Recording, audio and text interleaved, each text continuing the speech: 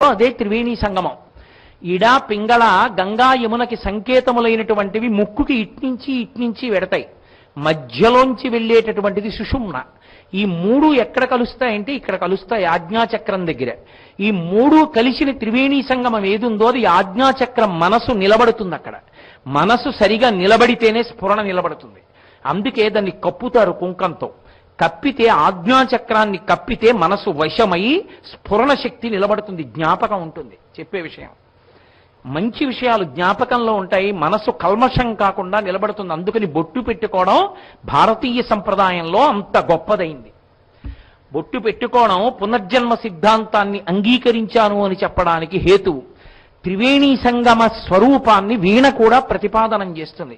అందుకే వీణ చూస్తే చాలా అంత గొప్ప అంటారు. సరస్వతీదేవి వీణ పట్టుకుంటుంది అనేటటువంటి మాటలో అంతర్లీనంగా ఉండే లక్షణం అదే. అందుకే ఒకటిగా కనపడుతూ ఉంటుంది కానీ అనేకాన్ని ఇస్తూ ఉంటుంది. అందుకే మీరు గమనించండి, శారదా నవరాత్రులకు మారు పేరేమిటో తెలుసా? సరస్వతీ నవరాత్రులు. శారదా నవరాత్రులు అంటాం. శారద అంటే సరస్వతి, శారద శారద. సారాన్ని బ్రహ్మసత్యం జగన్మిథ్య అనేటటువంటి సత్యాన్ని ఏ తల్లి అనుగ్రహిస్తుందో ఆమెయే శారద. శారద సరస్వతి. అసలు భారతదేశం మొత్తం మీద మకుటాయమానమైనటువంటి సరస్వతీ క్షేత్రం ఎక్కడుండేది అంటే కాశ్మీర్ రాష్ట్రంలో ఉండేది. దాన్ని ఒకానొకప్పుడు మహానుభావుడు గులాబ్ సింగ్ అని ఒక రాజపుత్రుడు పునర్నిర్మాణం చేసి అద్భుతమైన దేవాలయం సర్వజ్ఞపీఠం ఉంది. ఆ సర్వజ్ఞపీఠాన్ని అనేక మంది అధిరోహించారు. దక్షిణ దిక్కు నుంచి వెళ్ళవలసినది ఖాళీగా ఉండిపోతే శంకర భగవత్పాదాచార్య స్వామి వారు వెళ్ళి దక్షిణ దిక్కు నుంచి వెళ్ళి ఆ సర్వజ్ఞపీఠాన్ని అధిరోహించారు. అటువంటి సరస్వతి కేంద్రం మన దురదృష్టం ఏమైపోయిందంటే ఇవాళ కాల్పుల విరమణ రేఖ దగ్గర పాక్ ఆక్రమిత కాశ్మీర్లోకి వెళ్ళిపోయింది ఆ సరస్వతీ దేవాలయం. కాబట్టే ఇవాళ మనం దర్శనం చేయడానికి యోగ్యం కాకుండా పోయింది. ఇక మిగిలినటువంటి అద్భుతమైన సరస్వతీ క్షేత్రాలలో సార్వభౌమ స్థితిని పొందినది ఏది అంటే శృంగగిరి శారద, రెండవది కంచి కామాక్షి, మూడు ఆంధ్రదేశంలో వాసర. బాసర అంటారు, బాసర కాదు, దాని యథార్థ నామం వాసర. వాసర అంటే సరస్వతీదేవి వాసమున్న ప్రదేశం కాబట్టి దాని పేరు వాసర. సరే, దక్షారామం ద్రాక్షారామం, హేలాపురి ఏలూరు, కోకనదము కాకినాడ, పిఠికాపురము పిఠాపురము అన్నీ మార్చుకుని అపభ్రంశం చేసుకున్నట్లు దాన్ని చేసుకున్నాం. వాసర ఆ క్షేత్రం పేరు, సరస్వతీదేవి యొక్క నిలయం. అటువంటి సరస్వతి కేవలము జ్ఞానమును మాత్రమే ఇచ్చేదని మీరు అనుకోకూడదు. ఆమెయే లక్ష్మి, ఆమెయే పార్వతి. ఏ స్వరూపాన్ని పొందినా మిగిలిన రెండిటినీ కూడా అనుగ్రహించేస్తుంటుంది. అందుకే ఈ నవరాత్రులకు శారదా నవరాత్రులని పేరు. ప్రత్యేకించి సరస్వతీ పూజ అని చేస్తాం. మనకి చూడండి, సంప్రదాయంలో సరస్వతీదేవికి సంబంధించి ఒక అద్భుతమైనటువంటి కీర్తన ఉంది. దాన్ని ఘనరాగ గీతము అని పిలుస్తారు. సంగీత సంప్రదాయంలో సంగీతం నేర్చుకున్న వాళ్ళకి తెలుస్తుంది, నేర్చుకుంటున్న వాళ్ళకి ఘనరాగ గీతాలు అంటారు. అందులోకి వస్తుందో ఒక గీతం, అది మోహన రాగంలో పాడుతూ ఉంటారు. మోహన రాగానికి ఒక ప్రత్యేకమైనటువంటి లక్షణం ఉంటుంది. కొన్ని రాగాలు రాత్రులు పాడకూడదు, మోహన రాగం రాత్రి కూడా పాడచ్చు. అలా పాడడానికి యోగ్యమైంది, పాడితే మనసు రంజిల్లేటటువంటి రాగం, శాంతి కల్పించేటటువంటి రాగాల్లో ఒకటి మోహన రాగం. ఆ మోహన రాగంలో పాడతారు ఆ ఘనరాగ గీతాన్ని. వరవీణా మృదుపాణి వరరుహలోచను రాణి సురుచిర బంభర వేణి సురనుత కళ్యాణి అని ఆ తల్లి నిరుపమ జయ శుభలోల నిరత జయాప్రదశీల వరదాప్రియ రంగనాయకి వాంఛిత ఫలదాయకి. అదే తల్లి, నేను సంగీతం నేర్చుకున్న వాణ్ణేం కాదు, అయితే వరదాప్రియ రంగనాయకి వాంఛిత ఫలదాయకి అయినటువంటి తల్లి ఎవరుందో ఆవిడ సరసీరుహాసన జనని. జయ జయ జయ జయ జయ వరవీణా మృదుపాణి. మీరు ఆ ఘనరాగ గీతం వినుంటారు. మీరు ఆ గీతాన్ని జాగ్రత్తగా పరిశీలనం చేస్తే అది లక్ష్మీదేవి మీద చెప్పిందా, సరస్వతీదేవి మీద చెప్పిందా? వరవీణా మృదుపాణి అంటే వెంటనే ఏమంటాం? సరస్వతీదేవి అంటాం. అక్కడ చూడండి, వీణ పట్టుకుంది కాబట్టి ఆవిడెవరు? సరస్వతి. వరవీణ మృదుపాణి. మృదుపాణి అంటే మృదువైనటువంటి వేళ్ళు చేతులు ఉన్నటువంటి తల్లి. వరవీణ, వరవీణ పట్టుకుని వాయిస్తోంది ఆవిడ. అది సరస్వతి సంబంధం. వరవీణ మృదుపాణి లక్ష్మీదేవి కూడా. లక్ష్మీదేవికి ఎలా అన్వయమవుతుందండి అంటారేమో, లక్ష్మీదేవి కూడా వీణ వాయిస్తుంది. లక్ష్మీదేవి వీణ వాయిస్తూ ఎప్పుడుంటుందో తెలుసా? ఇలా వీణని ఇలా వాయించేటటువంటి ప్రక్రియ ఒకటి, వీణని తంబురలా నిలువుగా నిలబెట్టి వీణ వాయించే ప్రక్రియ ఒకటి ఉంది. నేను ఒకసారి దాని గురించి ప్రసంగం చేస్తే, నేను హైదరాబాద్లో ఉండగా ఒక సంగీత విద్వాంసుడు, ఎంతో సంతోషం అనిపించిందండి మీరు చెప్పిన మాటకి, నిలువుగా నిలబెట్టి వీణ వాయించడానికి వచ్చాను మీ దగ్గర అని చెప్పి వీణ వాయించి వెళ్ళారు. ఎంతో సంతోషించాను నేను. నిలువుగా నిలబెట్టి వీణ వాయిస్తారు. లక్ష్మీదేవి సాధారణంగా ఇలా రెండు చేతుల్లో రెండు కమలాలు పట్టుకుంటుంది, రెండు పద్మాలు. కానీ లక్ష్మీదేవి ఒక చేతిలో పద్మాన్ని పట్టుకుని ఒక చేతిలో వీణ వాయిస్తుంది. అది కూడా ఎలాగో తెలుసా? కూర్చుని ఒక కాలు మడిచి ఓ కాలు కింద పెట్టి తొడ మీద వీణ పెట్టుకుని ఆ వీణ వాయిస్తుంటుంది. వీణ వాయిస్తుంటే అసాధారణమూర్తి, ఎక్కడ ఉండదలా. చతుర్భుజుడై ఒక కాలు కిందకి పెట్టి ఒక కాలు మడత వేసుకుని శ్రీమన్నారాయణుడు కళ్ళు తెరిచి కూర్చుంటాడు. స్ఫుటంగా కనబడతాయి కళ్ళు. కళ్ళు తెరిచి కూర్చుని ఎంతో తన్మయావస్థలో ఉంటాడు. అది ఎప్పుడు జరుగుతుంది అంటే, శ్రీ మహావిష్ణువు ప్రీతి చెందేటట్టుగా చెయ్యడానికి లక్ష్మీదేవి ఆయన కొరకు ఏకాంతమునందు వీణావాద్యం చేస్తుంది. అలా వీణావాద్యం చేసేటప్పుడు చేతిలో వీణ పట్టుకుంటుంది. మీరు అటువంటి మూర్తిని చూడాలి అనుకుంటే విశాఖపట్టణంలో మధురవాడలో అన్నంరాజు కుటుంబం వారు నిర్మించినటువంటి అష్టలక్ష్మి దేవాలయానికి వెళ్ళి చూడవచ్చు. అక్కడ అమ్మవారు వీణ పట్టుకుని వాయిస్తూ కనపడుతుంది లక్ష్మీదేవి. అదే ఆ మూర్తి. అదిగో అక్కడ బంగారు రంగులో ఉందే, ఆవిడ నారాయణుడి పక్కన కూర్చున్న లక్ష్మి. ఇప్పుడు నేను ఆగమంలో ఎలా వీణ పట్టుకుంటుందని చెప్పానో అదే ఆ మూర్తి. అది అపురూపమూర్తి. లక్ష్మి వీణ పట్టుకుని అలా ఉండడం అసాధారణం, అద్భుతం. అలా ఉంటే వాళ్ళిద్దరూ ఏకాంతంలో ఉండి అనుగ్రహించేటటువంటి స్వరూపం. అదిగో లక్ష్మీదేవి వీణ పట్టుకుని వాయిస్తుంది. అందుకని ఆవిడ కూడా వరవీణ మృదుపాణి కాదు. ఇంకో అర్థం ఏంటో తెలుసా? వీణ అంటే సంగీత సాధనమే కాదు, వీణ అంటే మెరుపు అని ఒక అర్థం. మెరుపు అన్న అర్థం సౌదామిని తటిల్లత అని లక్ష్మీ సహస్రంలో లక్ష్మీదేవికి పేరుంది బ్రహ్మపురాణంలో. అందుకని లక్ష్మీదేవికి అటువంటి పేరుంది కాబట్టి వరవీణ మృదుపాణి అంటే మృదువైనటువంటి చేతులు కలిగినటువంటి తల్లియే మెరుపుల పోగెలా ఉంటుందో అలా ఉండేది అని ఒక అర్థం. ఇప్పుడు అది లక్ష్మీపరమైందా? వరవీణ మృదుపాణి, వీణ వాయించే మృదువైన చేతులున్నది సరస్వతీపరం. వరవీణ మృదుపాణి వనరుహలోచను రాణి. వనరుహలోచనుడు అంటే, వనరుహము అంటే నీటిలోంచి పుట్టినటువంటి పద్మము. పద్మం ఎలా ఉంటుందో అటువంటి కన్నులున్నవాడి రాణి, ఆయన ఇల్లాలు. శ్రీ మహావిష్ణువు యొక్క కన్నులు పద్మాల్లాగే ఉంటాయి, అందుకని ఆయన ఇల్లాలు కాబట్టి అది లక్ష్మీదేవికి చెందుతుంది. వనరుహలోచను రాణి, చతుర్ముఖ బ్రహ్మగారి కళ్ళు కూడా పద్మాల్లాగే ఉంటాయి, అందుకని ఆయన ఇల్లాలు కాబట్టి సరస్వతీదేవికి కూడా అన్వయమైంది. వనరుహలోచను రాణి. సురుచిర బంభరవేణి. సురుచిర అంటే చాలా అందమైన అని, సు అంటే చాలా అందమైనటువంటి తలకట్టు కలిగినది, కబరీబంధం ఉన్నది, జుట్టు ఉన్నది. బంభరవేణి అంటే బంభర అన్న శబ్దానికి అర్థం ఏంటంటే తుమ్మెదలు ఎగిరినప్పుడు బం అని శబ్దం చేస్తాయి, నాదంతో ఎగురుతాయి. ఆ నాదం మనకి వినడానికి భయం వేస్తుంది. దానికి ఉన్న గమ్మత్తు ఏంటంటే, నేనేదో ఇలా చదువుకుంటున్నాను అనుకోండి, ఓ నల్లటి కందిరీగ బమ్ అని అరుస్తూ పెడుతోంది అనుకోండి, అలా తిరుగుతోంది అనుకోండి, ఏదో తిరుగుతోందని నేను చదువుకోలేను. ఒకసారి ఆగి ఇలా ఎగురుతోందని చూసి తప్పుకోవడానికి ప్రయత్నిస్తాను. మనం దాన్ని సహించలేం, అది దాన్ని సహిస్తూ పెడుతుంది. అది దాన్ని ఆ చప్పుడు అది చేయదు, అది నోటితో పలకదది, అది దాని రెక్కలు అంత వేగంగా కదుపుతుంది. అంత వేగంగా కదపడంలో చప్పుడు వస్తుంది, బమ్ అని. ఆ బమ్ అన్న చప్పుడు మనకి వినడానికి అంత ఇబ్బందిగా ఉంటుంది, అది మాత్రం సహిస్తుంది ఆ చప్పుడిని. అలా సహిస్తుంది కాబట్టి బంభర అని దానికి ఒక పేరు తుమ్మిదకి. అటువంటి నాదాన్ని భరించేది కాబట్టి బంభర వేణి. నల్ల తుమ్మెదల బారు ఎలా ఉంటుందో అటువంటి జుట్టు ఉన్నది. ధునోతుధ్వాంతం నస్తులితదలితిందీ వరవనం ఘన స్నిగ్ధ సులక్షణం చిగుర నికురంబం తమసివే యదీయం సౌరభ్యం సహజముపలబ్ధం సుమనసో వసంతస్మిన్ మన్యే వలమధల మాటీ విటపినాం అంటారు శంకరాచార్యుల వారు సౌందర్యలహరిలో. ధునోతుధ్వాంతం, అమ్మవారి జుత్తు గురించి చెప్పుకున్నా విన్నా మానసికంగా దర్శనం చేసినా అజ్ఞానపు చీకట్లు విచ్చిపోతాయి.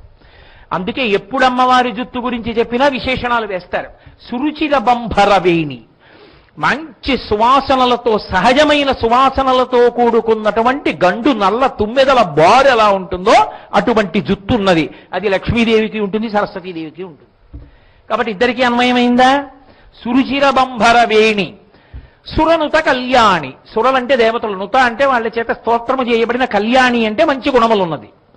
దేవతల చేత స్తోత్రములు చేయబడినటువంటి మంచి గుణములున్నది లక్ష్మీదేవి, సరస్వతీదేవి కూడా. అందుకని ఇప్పుడు ఆ కీర్తన ఎవరికి అన్వయమైంది? ఆ గీతం ఇద్దరికీ అన్వయమైంది. కాబట్టి వరవీణ మృదుపాణి వనరుహలోచనురాణి సురుచిర బంభరవేణి సురనుత కళ్యాణి. అటువంటి తల్లి నిరుపమ శుభగుణలోల. నిరుపమ అంటే అనుపమ, అంటే ఉపమానం వేయడానికి వీలు లేనిది అని, ఇంకా పోల్చడానికి లేదు. అంత గొప్ప తల్లి. ఎటువంటి తల్లి? అటువంటి శుభగుణములకు ఆమె లోల, అంతగా వశురాలై ఉంటుంది. అన్ని శుభమైనటువంటి గుణములు ఉన్నాయి ఆవిడ దగ్గర. అటువంటి తల్లి నిరుపమ. ఇంకోతుందా అంటే చెప్పడం కష్టం, లేదు. ఇప్పుడు అటువంటి మంచి గుణములు ఉంది లక్ష్మీదేవి, సరస్వతీదేవి, అందులో ఇద్దరికి సరిపోయింది. నిరుపమ గుణలోల నిరత దయాప్రదశీల. ఆమె ఎవరు తనని ఆశ్రయిస్తారో వాళ్ళందరినీ దయతో అనుగ్రహిస్తుంది. సరస్వతీదేవి అనుగ్రహిస్తుంది, లక్ష్మీదేవి అనుగ్రహిస్తుంది. ఇప్పుడు ఆ గణరాగ గీతం ఇద్దరికీ అన్వయం అవుతోందా లేదా? పెద్ద ఇబ్బంది ఎక్కడొచ్చేస్తుందంటే వరదాప్రియ రంగనాయకి. వరదాప్రియ రంగనాయకి అనేటప్పటికీ లక్ష్మీపరంగా విడిపోట్లా. వరదాప్రియ అంటే వరదరాజస్వామి వారి యొక్క ప్రియురాలు లక్ష్మీదేవి. వల్లి తాయారు కాంచీపురంలో ఉందిగా మహాతల్లి. అలాగే రంగనాయకి, శ్రీరంగనాథ స్వామి వారి యొక్క ఇల్లాలు శ్రీరంగనాయకి. శ్రీరంగహర్మ్యత లమంగళ దీప రేఖాం శ్రీరంగరాజ మహిషీం శ్రియమాశ్రయామ. అనుకలతను కాండాలింగనారంభ శుంభత్ ప్రతిదిశ భుజశాఖా శ్రీసఖానోకహర్తి స్థననయన గుళుచ్ఛస్పార పుష్పద్విరేఫా రచయితుమయి లక్ష్మీ కల్పవల్లీ కటాక్షాన్. యద్భ్రూభంగాః ప్రమాణం స్థిరచరరచనా తరతమ్యే మురారే వేదాంతాః తత్వచింతాం మురభిదురసి యత్పాదచిహ్నైత్తరంతి. భోగోపోద్ఘాత కేళీచులికిత భగవత్ వైశ్వరూప్యానుభావా సానశ్రీః అస్పృణీతాం అమృతలహరిధీలంఘనీయై అపాంగై అని శ్రీరంగనాయకి అని లక్ష్మీదేవికి పేరు. ఉల్లాస పల్లవిత పాలిత సప్తలోకి నిర్వాహకోరకిత నేమ కటాక్షలీలాం శ్రీరంగ హర్మ్య తలమంగళ దీపరేఖాం శ్రీరంగరాజ మహిషీం శ్రియమాశ్రయామహ అంటారు పరాశర భట్టర్లు శ్రీరత్న కోశంలో. కాబట్టి శ్రీరంగనాయకి అంటే లక్ష్మీదేవి. ఏమండి మరి వరదాప్రియ అంటే వరదరాజస్వామి ప్రియురాలు, రంగనాథుని ఇల్లాలు. లక్ష్మీదేవి కదా కీర్తనలోకి సరస్వతీదేవి ఎలా అన్వయం అవుతుంది? మరి అక్కడికి వచ్చేటప్పటికి అన్వయం అవ్వదుగా అంటారేమో. వరద అంటే వరములను ఇవ్వడంలో ప్రియ, చాలా ఇష్టమైంది. ఇతర భక్తులైన వాళ్ళకి వరాలు ఇవ్వడం ఆవిడికి ఎంతో ఇష్టం. కాబట్టి వరదాప్రియ రంగనాయకి. రంగనాయకి అంటే రంగనాథుడి ఇల్లాలన్నారుగా, మరి ఇప్పుడు ఎలా చెల్లుతుంది? రంగస్థలమునకు నాయకి. ఈ సభ మీదకి వచ్చి నేను కూర్చున్నాను, సరస్వతీ కటాక్షం లేకపోతే మీరెందుకు కూర్చుంటారు? 4 మాటలు చెప్తున్నాను కాబట్టి కూర్చున్నారు కదా. ఇప్పుడు రంగస్థలానికి నాయకి ఎవరు? నాలో ఉన్న నా సరస్వతి, నా తల్లి. ఒకరు నృత్యం చేశారు, సరస్వతీ కటాక్షం. ఒకరు కవిత్వం చెప్పారు, సరస్వతీ కటాక్షం. ఒకరు పాట పాడారు, సరస్వతీ కటాక్షం. రంగనాయకి, రంగస్థలం మీద భాషించే శక్తి ఆవిడే. కాబట్టి ఇప్పుడు సరస్వతికి అన్వయం అయిందా లేదా? వరదాప్రియ రంగనాయకి. అటువంటి తల్లి వాంఛిత ఫలదాయకి, కోరిన ఏ కోరికలైనా ఇచ్చేస్తుంది. కాబట్టి ఇప్పుడు లక్ష్మీదేవి పరం సరస్వతీదేవి పరం కూడా అయిందా లేదా? అదే ఘనరాగ గీతం. అలాగే చిట్ట చివరికి వచ్చేటప్పటికి సరసిరుహాసన జనని. సరసీరుహము అంటే తామర పువ్వు, ఆసన అంటే దాని మీద కూర్చున్నవాడు. ఆ కూర్చున్నవాడికి జనని తల్లి. ఎవరు కూర్చుంటారు తామర పువ్వు మీద? బ్రహ్మగారు కూర్చుంటాడు. ఆ బ్రహ్మగారు ఎక్కడి నుంచి పుట్టాడు? శ్రీ మహావిష్ణువు యొక్క నాభికమలంలోంచి వచ్చినటువంటి తామర పువ్వులో కూర్చుని ఉంటాడు.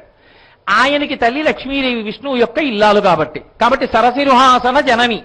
అంటే తామర పువ్వులో కూర్చున్నటువంటి 4 ముఖములున్నటువంటి బ్రహ్మగారి యొక్క తల్లి అయినటువంటి లక్ష్మీదేవి విష్ణువు యొక్క ఇల్లాలు కనుక లక్ష్మీపరమైంది ఆ గీతం. మరి సరస్వతీదేవి పరం ఎలాగవుతుంది అంటే సరసిరుహాసన తామర పువ్వు మీద సరస్వతీదేవి కూడా కూర్చుని వీణ వాయిస్తూ ఉంటుంది. అందుకని ఆవిడికి జనని లోకములకు తల్లి సరస్వతీదేవి. అందుకని ఇప్పుడు సరసిరుహాసన జనని తామర పువ్వు మీద కూర్చుని లోకములకు తల్లి సరస్వతీ పరం. జయ జయ జయ జయ జయ 5 మాటలు జయ. ఎవరు ఈ గీతాన్ని నమ్మి పలుకుతున్నారో వాళ్ళందరికీ జయమే వస్తోంది. అదే ఒక్క ఘనరాగ గీతం పాడితే సరస్వతి లక్ష్మీ కటాక్షం కూడా వస్తోంది. వస్తోంది అంటే కదలిక కాబట్టి పార్వతీదే ఉంది. 3 ఉన్నారా లేదా? ఒక్క గీతంలోకి ఒక ఘనరాగ గీతంలోకి అందుకు దాన్ని సంగీతంలో కృతులు కీర్తనలు నేర్పడానికి ముందు ఘనరాగ గీతంగా నేర్పుతారు. అసలు ముందు నీకు ఇది అర్థమైతే భేదబుద్ధి విడిచిపెట్టి భగవతిని దర్శనం చేయడం నమస్కరించడం వస్తే అనుగ్రహ శక్తి ఉంటుంది నీకు. ఇది కల్పించడానికి పిల్లల్ని కూర్చోబెట్టి సంగీతం నేర్పించేటప్పుడు వరవీణా మృదుపాణి వనరుహలోచను రాణి సురుచిర బంభరవేణి సురనుత కళ్యాణి అంటూ ఈ ఘనరాగ గీతాన్ని నేర్పుతారు. అందుకని ఇప్పుడు నవదుర్గా స్వరూపము అని నేను మాట్లాడినప్పుడు మీకు అర్థమైనటువంటి విషయం ఏదై ఉండాలి అంటే ఆమె కేవలము దుర్గాస్వరూపము అని కాదు దాని అర్థం. దుర్గాస్వరూపముగా లక్ష్మీ కటాక్షం, దుర్గాస్వరూపంగా సరస్వతీ కటాక్షం. అదే తల్లి ఒకటే ఇస్తుందని కాదు, అదే తల్లి అన్నీ ఇస్తుంది. అందుకే మహిషాసుర మర్దని అయినటువంటి దుర్గా సప్తశతితో చండీహోమం చేస్తూ నవరాత్రుడు శారదా నవరాత్రులు అయ్యి చివరకొచ్చేటప్పటికి ప్రధాన ఫలితం శారద. అసలు జ్ఞానం లేని మిగిలినవి ఎందుకు పరిణితి పొందవుగా. అందుకని సరస్వతీ పూజలు. సరస్వతీ పూజ అన్న మాటని మీరు కొంచెం జాగ్రత్తగా అర్థం చేసుకోవాలి.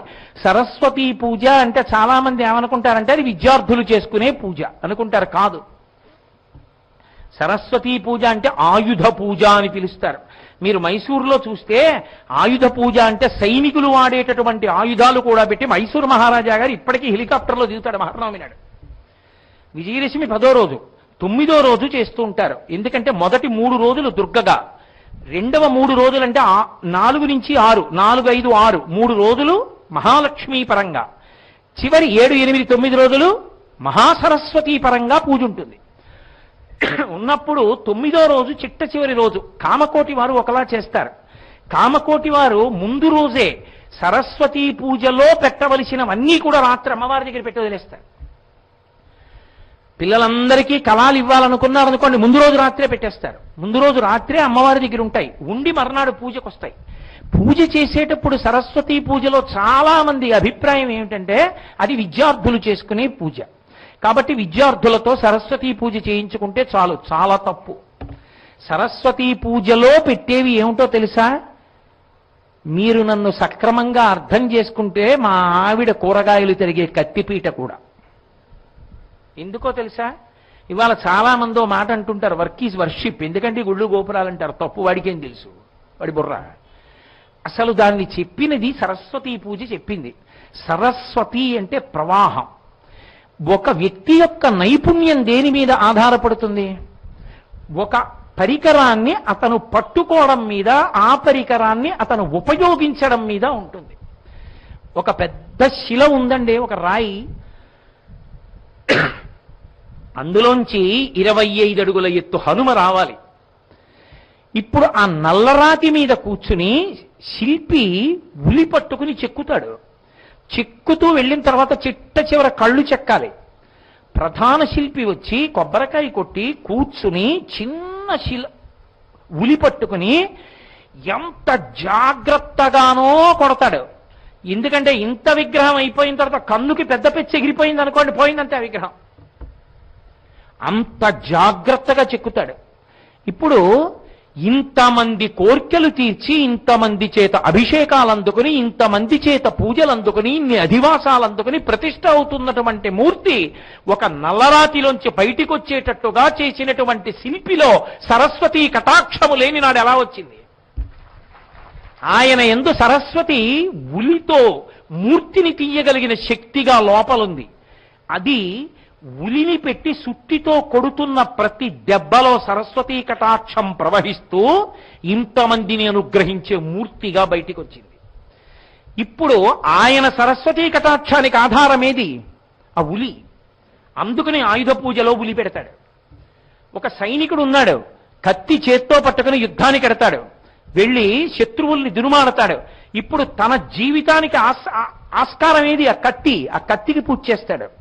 ఒక వ్యవసాయదారుడు ఉన్నాడు, బయట మబ్బేసి వాన పడుతూ ఉంటుంది, అంతే గబగబా నాగలి భుజాన వేసుకుని వెళ్ళి రెండెద్దులకి నాగలి కట్టి, నాగలి పట్టుకు దున్నడం అంత తేలికేం కాదు, పైకి కనపడినంత ఉండదు. తెలిసి తెలియక నాగలి పట్టుకుంటే కాలు తెగిపోతుంది. ఆ తలపాగా కట్టుకోవడంలో తెలుస్తుంది రైతు బిడ్డ అని. ఆ తలపాగా కట్టుకుని ఆ నాగలి పట్టుకుని రైతు ఆ ఎద్దుల్ని రెండింటినీ తోలుతూ, అది పైకి తేలిపోకుండా భూమి లోపలికెళ్ళి అడ్డు పడిపోకుండా పెళ్లలు పైకొచ్చేటట్టుగా దాన్ని తేలుస్తూ గుచ్చుతూ జాగ్రత్తగా ఒత్తిడి పెడుతూ ఎద్దులు నడిపిస్తూ దుక్కి దున్నేటటువంటి రైతు ఉంటాడే, ఆ భూమిని సారవంతం చేయగలిగినటువంటి ఆ శక్తి ఆ నాగలికి ఎద్దులు కట్టి నడిపించగలిగినటువంటి ఆయన ప్రజ్ఞ ఇంతమంది అన్నం తినడానికి పంట పండడానికి కారణమైంది. ఆ నాగలి ఆయన సరస్వతి అనుగ్రహానికి సాధనం. కాబట్టి నాగలికి ఆయన పూజ చేస్తాడు. నేను ఇంత కాస్త ఆరోగ్యంగా ఉండి సాయంకాలం అయ్యేటప్పటికీ గుక్కెడు మంచినీళ్లు దాక్కుండా 2 గంటల ఉపన్యాసం చెప్పాలంటే నేను తినవలసినటువంటి సాత్వికమైన ఆహారాన్ని నాకు కావలసిన రీతిలో వండి పెట్టడానికి, ఆ ఏ కూర ఎలా తరగాలో అలా వండి పెట్టడానికి నా భార్యకి సాధనమై నా ఆరోగ్యం నిలబడడానికి కారణమైన కత్తిపీట మా ఆవిడ సరస్వతీ కటాక్షానికి సాధనం. ఒక పిల్లవాడు చదువుకుంటున్నప్పుడు వాడు చదువుకున్నది జ్ఞాపకం పెట్టుకున్నది వాడు ఇంత స్థాయిలో జ్ఞాపకం పెట్టుకున్నాడని చెప్పడానికి ఉదాహరణ వాడి చేతిలో ఉన్న కలం. వాడు ఎంత బాగా రాశాడో దాన్ని బట్టి వాడిని అంత పెద్ద కళాశాలలో కూర్చోబెడతారు. రేపొద్దున కళాశాలలోంచి అంత పెద్ద ఉద్యోగంలోకి తీసుకెడతారు. ఒక అధికారి ఇలా సంతకం పెట్టాడంటే కొన్ని వేల మందికి అన్నం పుట్టచ్చు. ఒక్క అధికారి ఇలా సంతకం పెట్టాడంటే భగ్గున మంట మండచ్చు. ఒక్క సంతకంలోంచి మంటలు మండుతాయి, ఒక్క సంతకంలోంచి అన్నం పుడుతుంది. ఆ సంతకం పెట్టేటప్పుడు ఆయనకి అంత అధికారం ఎక్కడి నుంచి వచ్చిందంటే అంత విచక్షణతో ఆలోచించి పెట్టగలడు కనుక సరస్వతీ కటాక్షం. ఇప్పుడు ఆ కలం ఆ సంతకం ఆయన సాధనం, ఆయన సరస్వతీ కటాక్షానికి గుర్తు. వీడిక్కడ ఉండొచ్చు ఇక్కడ ఉండకూడదు, ఆయన బదిలీ చేస్తూ సంతకం పెట్టాడు, అది ఆయన సరస్వతీ కటాక్షం. ప్రశ్నించడానికి వీల్లేదు ఆయన్ని. ఇప్పుడు ఆ కలం ఆయనకి పనిముట్టయింది. వర్క్ ఈజ్ వర్షిప్ అంటే గుళ్ళోకి వెళ్ళడం మానేసి ఆఫీసులో కూర్చోమని కాదు. నీ సరస్వతీ కటాక్షం ఎందులోంచి ప్రసరణమవుతోందో గుర్తుపట్టి నీ ఉద్యోగాన్ని కూడా సరస్వతీ అనుగ్రహ ప్రసార సాధనంగా స్థానంగా గుర్తించి ప్రతి కార్యాలయం, ప్రతి పాఠశాల, ప్రతి విద్యాలయం కూడా సరస్వతీదేవి నర్తించే ప్రదేశాలని గుర్తిరిగి పవిత్రంగా కూర్చోవడం వర్క్ ఈజ్ వర్షిప్. అంతేకాని పొద్దున్న 10ంటికి రారా అంటే 8ంటికి వచ్చి 5ంటికి పోరా అంటే 9ంటి వరకు కూర్చుని పైన పెట్టవలసిన చెయ్యి కింద పెట్టడం వర్క్ ఈజ్ వర్షిప్ కాదు. ఏది ఎలా ప్రసరిస్తోందో తెలుసుకుని బతకడం సరస్వతీ పూజ. అందుకే సరస్వతీ పూజ ఎవరు చెయ్యాలి అంటే కేవలం పిల్లలు కాదు. ఎవరు చేస్తారు అంటే అసలు సరస్వతీ సంబంధము లేనివాడు ఉండడు. అందరికీ సరస్వతి అవసరం, అందరూ సరస్వతీ పూజ చెయ్యాలి. అందుకే కదా ఈ సంవత్సరం మనం కేవలం పిల్లలకే కాదు సరస్వతీ పూజ, కొంతమందికి ప్రత్యేకంగా ఒక వయస్సు వచ్చిన తరువాత మనం భగవంతుడి గురించి చెయ్యవలసినటువంటి జపానికి సంబంధమైనటువంటి సాధనములనిచ్చి పెద్దవాళ్ళకి కూడా సరస్వతీ పూజలు ప్రవేశపెట్టాం ఈ ఏడాది, సరస్వతీ పూజ నాడు చేయించడానికి. కాబట్టి సరస్వతీ పూజ అనేటటువంటిది అందరూ సరస్వతీ పూజ చెయ్యాలి, నిరంతరం చెయ్యాలి. కనీసంలో కనీసం శారదా నవరాత్రులలో అమ్మవారు సరస్వతీ కటాక్షాన్ని విరజిమ్ముతుంది. ఆ కాలమునందు ఆ శక్తి ఉంటుంది. అందుకని కాలము సరస్వతి ఎలా ఉంటుందో అలాగే ఉంటుంది ప్రకృతి. అందుకే శంకరాచార్యుల వారు శరజ్యోత్స్నా శుద్ధాం శశియుత జటాజూట మకుటాం వరత్రా సత్రాణ స్ఫటిక గుటికా పుస్తకరాం సకృన్నత్వా నత్వా కథమివ సతాం సన్నిధదతే మధుక్షీరద్రాక్ష మధురి మధురీణా ఫణితయ అంటారు. మీరు చూడండి, అసలు సరస్వతీ పూజ నాడు పెట్టేటటువంటి నైవేద్యాన్ని కూడా యథార్థానికి శాస్త్రం నిర్వచనం చేసింది. అసలు ఆ రోజు పిల్లలందరినీ ఆ సరస్వతీ పూజ అయిపోయిన తర్వాత కూర్చోపెట్టి పెట్టవలసిన ప్రసాదాలు 2. ఒకటి తప్పకుండా పెట్టాలని, నైవేద్యం జరగాలని చెప్పినది ఏది అంటే పాలలో బియ్యం పోసి ఉడికించి నెయ్యి కలిపినటువంటి పాయసాన్నం.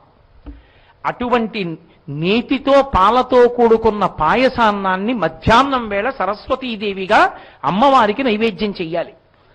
అథవా తేనె నైవేద్యం పెట్టి పిల్లలందరికీ కూడా ప్రసాదంగా ఇవ్వాలి. మొట్టమొదటైతే ప్రథమ స్థానం పాయసాన్నానికే, రెండవ స్థానం కనీసంలో కనీసం తేనె. కానీ ఇవాళ చాలా మంది ఏం చేస్తున్నామంటే మనం సరస్వతీదేవి మూర్తి ఒకటి పెట్టి పూజ చేస్తున్నాం. కాదు, అసలు నిజంగా సరస్వతీ పూజ అన్న మాటకు అర్థం ఏమిటంటే అసలు యథార్థమైన సరస్వతీ పూజగా శాస్త్రం ఏం చెప్పింది అంటే మీరు ఏది వాడతారో దాన్ని అక్కడ పెట్టి దాని మీద ఒక పసుపు తాడు పెట్టాలి. ఒక పసుపు తాడు దాని మీద పెడితే మీరు సర్వాభరణములతోటి సరస్వతిని పూజ చేసినట్టే. పిల్లలకి పూజ చేత కాకపోవచ్చు, అప్పుడు ఏం చేస్తాడు? యా కుందేందు తుషారహార ధవళా యా శుభ్రవస్తావృత యా వీణా వరదండ మండితకరా యా శ్వేత పద్మాసన అని శ్లోకం చెప్పి ఆ పచ్చటి తాడు దాని మీద వేసి నమస్కారం పెడతాడు. పచ్చటి తాడు వేస్తే సమస్త ఆభరణములను సమకూర్చినట్టు. అది ప్రసాదం. ఇప్పుడు సరస్వతి అనుగ్రహం అందులోకి వెళ్ళింది అని గుర్తు. అందుకని ఇప్పుడు పిల్లలు పూజ చేస్తే దేనికి చేయాలి? ఓ కళానికి పూజ చేయాలి. పూజ చేసి ఒక్కొక్కచో అనుగ్రహ ప్రసారానికి సరస్వతి హోమం చేసి శేషం ఉన్నటువంటి హవిస్సుని లోపల ఉన్న భస్మని తీసి జల్లి సరస్వతీదేవి ప్రార్థన చేసి ఆ కంకణంలోకి ప్రవేశించమని అడిగి ఆ కంకణాన్నే తాడుగా ఆ పెన్ను మీద ఇచ్చినప్పుడు కలం మీద వేయించి అక్షతలు ఒక్కదాంతో కొద్ది నామాలు చెప్పి పూజ చేయించి ఈ కంకణం పెద్దవాళ్ళని కట్టమని సరస్వతీ కంకణాన్ని కళాన్ని ఇచ్చి సరస్వతీ పూజ నాడు పిల్లల్ని పంపించాలి. అది సమాజంలో ఉన్న పెద్దల యొక్క కర్తవ్యం. అందుకే ఈ సంవత్సరం మనం చేస్తున్నప్పుడు ఇక్కడ సరస్వతీ పూజల్లో వచ్చిన పిల్లలందరికీ కూడా ఉచితం అన్న మాట అనకూడదు. ఉచితం కాదు, పెద్దవాడిగా అది నీ కర్తవ్యం, చేయించాలి. కాబట్టి పళ్ళెంలో చక్కగా కళాన్ని పెట్టి అక్షతలతోటి దాని మీద సరస్వతీ కంకణం పెట్టి సరస్వతీదేవికి గొప్ప హోమం చేసి ఆ కంకణాలన్నీ కూడా పిల్లలకిచ్చి పిల్లలు కలం మీద పెట్టి పూజ చేసిన తరువాత ఆ కళాన్ని ఆ కంకణాన్ని పట్టుకుని బయటికి వెళ్ళి కంకణాన్ని చేతికి పట్టుకుని కలంతో రాస్తారు. మొట్టమొదట శ్రీకారాన్ని కానీ ఓంకారాన్ని, పిల్లలతో ఓంకారం అంత మంచిది కాదు కాబట్టి శ్రీకారం పిల్లలతో ఆ పెన్నుతో వ్రాయిస్తే శకార రకార ఈకారముల చేత శాక్తీయ ప్రణవమైనటువంటి శ్రీలోంచి సమస్తాన్ని కడిగి పైనుంచి కింద వరకు శ్రీసరణి అంటారు శంకరాచార్యుల వారు. చదువు ఒక్కటొస్తే చాలదు, దాంతో సంస్కారం నిలబడాలి. సర్వే వేద విదా శూరాః సర్వే లోకహితే రతాః సర్వే జ్ఞానోపసంపన్నాః సర్వే సమృతా గుణైః అంటారు వాల్మీకి మహర్షి రామాయణంలో. చదువుకున్న చదువు స్వార్థానికి పనికిరాకూడదు. నీరు నిలవుండిపోతే కంపు, తనలో చదువు తానలోనే ఉండిపోతే లోభబుద్ధితో కంపు, ఒకడికి పనికిరాదది. తను చదువుకున్న చదువు నిస్వార్థంగా ఏదీ కోరకుండా ప్రవహించాలి. అలా ప్రవహించేటట్టు విడిచిపెట్టిన వాడెవడో వాడు మేఘం లాంటి త్యాగమూర్తి, వాడు గోవు లాంటి వాడు. పుట్టల మీద ఏటి గట్ల మీద ఉన్నటువంటి పసరిక తిని మనకి పనికిమాలినటువంటి కాలవలలో ఉన్న నీళ్లు తాగి ఎక్కడికో వెళ్లి పడుకుని కడుపులోకి తిన్నటువంటి గడ్డి ముద్దల్ని మళ్లీ వెనక్కి తెచ్చి నెవరవేసి బాగా నవిలి కడుపులోకి తీసుకుని పాలు తయారు చేసుకున్నటువంటి ఆవు తన దూడ ప్రేమతో వచ్చి ముట్టి పెట్టి 4 గుద్దులు గుద్ది శిరమలను పట్టుకుని చప్పరించేటప్పటికీ ఇంత కష్టపడి తయారు చేసిన పాలు నీకెందుకు ఇవ్వాలని అడగకుండా విడిచిపెట్టేస్తోంది. విడిచిపెట్టడం వచ్చు తప్ప వెనక్కి తీయడం ఆవుకి చేత కాదు. అందుకని గోవు పూజనీయమైంది. తాను ఎంతో కష్టపడి ఇంటి దగ్గర కూర్చుని ఎన్నో ఒత్తిళ్ల మధ్యలో ఎన్నో గ్రంథాలు చదువుకుని ఎన్నో విషయాలు తాను అవగతం చేసుకున్నటువంటి ఇన్ని విషయాల్ని నేను చెప్పినప్పుడు అయోమయంతో ఇతరులకు అర్థం కాకుండా ఉండడం కాకుండా అర్థమయ్యేటట్టుగా చెప్పాలనేటటువంటి జిజ్ఞాసతో కిందకి దిగి వచ్చి చెప్పండి అని పాదములు పట్టుకున్నంత మాత్రం చేత చెప్పకుండా ఉండలేక తనకొచ్చిన దాన్నంతటినీ చెప్పేసి అమ్మయ్యా నేను చెప్పేశానని సంతోషపడి వెళ్ళిపోయిన వాడెవరున్నాడో వాడు గోవు లాంటి వాడు. ఆవు ఎలా పూజనీయమో వాడు అలా పూజనీయుడవుతాడు. కాబట్టి కేవలము కలం చేతిలో ఉండడం కాదు, దాంతో పాటుగా స్వార్థ త్యాగం అవసరము. త్యాగేనైకే అమృతత్వమానసో. వచ్చిన చదువు సంస్కారంగా మారాలి, సమాజ హితమునకు పనికి రావాలి, అది శీల వైభవము కావాలి. అందరూ రామచంద్రమూర్తులు కావాలి అంటే ఆ కలంతో పాటుగా ఆ సంస్కార వైభవాన్ని అందించగలిగిన కంకణాన్ని బహూకరిస్తారు. అందుకని సర్వాభరణాలంకృత అయినట్లుగా సూత్రాన్ని వేస్తారు, లేదా కంకణాన్ని వేసి కంకణ సహితంగా ఆ ఆయుధం అంటే కలం, ఎవరు ఏది వాడితే అది ఆయుధం, దాన్ని ఇస్తుంటారు. ఇప్పుడు నాకు చెప్పండి ఒక్క విషయం, ఎక్కడో ఏదో దేశంలో అందరినీ గుర్తిస్తారు, శ్రామికులందరినీ గౌరవిస్తారు, ఎవరో కొంతమందినే గౌరవిస్తారు, కొంతమందిని గౌరవించరు, చాలా చులకనగా చూస్తారని చెప్పేటటువంటి వాళ్ళకి సరస్వతీ పూజ ఒక గుణపాఠం. ఎవరైనా సరే ఆఖరికి భర్తకి ప్రేమ మీర అన్నం వండి పెట్టేటటువంటి భార్య యొక్క సాధనమైన కత్తిపీటకు కూడా భార్య పువ్వెయ్యొచ్చు ఆ రోజునంటే, అసలు ఈ దేశంలో ఎవరి యందు ఏ రకమైనటువంటి గుణము ఉన్నా సరస్వతి కటాక్షంగా ప్రవహిస్తున్నా ఆ రోజున ఆ పనిముట్టికి పూజ చేసి ఆయుధ పూజ అని చెయ్యడం ఈ దేశ సంస్కారంగా ఉంది అంటే, అసలు ఈ దేశంలో శ్రామికులకున్నంత గౌరవం సరస్వతి కటాక్షంగా సరస్వతి స్వరూపాలుగా ఇతరులకుందా? నా ఇల్లు నేను కట్టుకోగలనా, ఉపన్యాసం చెప్పగలనని? తాపీ పట్టుకుని అద్దడం రావాలి. ఒక తాపీ మేస్త్రికి తాపీ ఆయుధం. నేల సమానంగా ఉందా, తూమటు పెడితే నీళ్లు వెడతాయా వెళ్ళవా అన్నప్పుడు ఒడంబం వేసి చూసేటటువంటి మేస్త్రి ఉంటాడు. ఆ ఒడంబం పెడితే అందులో ఉన్నటువంటి గోళీ ఇటు పక్కకి వంగాలి. ఆ ఒడంబం వేసి చూసి శంఖం లాంటి దాన్ని తాడుతో పట్టి దింపి ఇలా చూసి ఒక్క అంగుళం పలచ తీసేయరా మాలంటాడు. అంటే ఆ సిమెంట్ తీసేసి కొంచెం వాలు చేస్తారు. అది చూసిన వాడికి నీటి పారుదల పల్లానికి వెళ్ళేటట్టుగా ఎలా నేల కట్టాలో తెలిసి ఉండడం వాడి సరస్వతీ కటాక్షం, వాడికి ఒడంబం ఆయుధం. ప్రతి శ్రామికుణ్ణి గౌరవించి సరస్వతీ పూజ చేయడం ఈ దేశానికి తెలుసున్నట్టు అసలు మిగిలిన దేశాలకు తెలుసా? ఈనాటిదా సరస్వతీ పూజ? కాదు, ఎప్పటి నుంచి వస్తోందో. అంటే అసలు శ్రామికులను గౌరవించిన దేశం అంటూ ఏమైనా ఉంటే ఈ దేశమే. అంత గౌరవించింది. దాన్ని పాడు చేసుకుని విడిచిపెడితే తప్పు మనది తప్ప సిద్ధాంతాన్ని ఎందుకు అవుతుంది? ఒక వైద్యుడు తప్పుగా వైద్యం చేసి ఉండొచ్చు, అది ఆ వైద్యుడికి శాస్త్రం తెలియదేమో, కానీ వైద్య శాస్త్రానికి అంతటికి తప్పు కాదుగా. ఎవరో ఒకడు తెలియగా ఒక విషయాన్ని ఇంకొకలా చెప్పి ఉండవచ్చు. అంత మాత్రం చేత అసలు సంస్కార వైభవమే ఇందులో లేదని చెప్పడం సాహసం కాదు. అంత గొప్ప పూజ సరస్వతీ పూజ. ఆ సరస్వతీ పూజ శారదా నవరాత్రుల్లో అంతర్లీనంగా వస్తుంది. ఆ సరస్వతి యందు ఒక విశేషం ఉంటుంది. శంకరాచార్యుల వారు దాన్ని 2 రూపాలుగా చెప్పారు. ఒకటి ప్రాథమిక స్థాయిలో తన అభ్యున్నతికి కారకమవుతుంది. విమలపటి కమలకుటి పుస్తక రుద్రాక్షస్త హస్తపుటి కామాక్షి పక్ష్మలాక్షి కలిత విపంచి విభాసి వైరించి. నేను మీతో ఇందాక మనవి చేశా కదా, ఒక్క తల్లే ఆ కామాక్షే సరస్వతీ స్వరూపంగా కూడా ప్రకాశిస్తుంది. అందుకే మీరు చాలా జాగ్రత్తగా గమనిస్తే శ్రీ విద్యా తత్వాన్ని దుర్గా సప్తశతి మీరు పరిశీలనం చేస్తే దుర్గా సప్తశతిలో ప్రథమ చరిత్ర, మధ్యమ చరిత్ర, ఉత్తమ చరిత్ర అని 3 చరిత్రలు ఉంటాయి. ఈ చరిత్రలన్నీ కలిపి సప్తశతి కాబట్టి 700 శ్లోకాలు.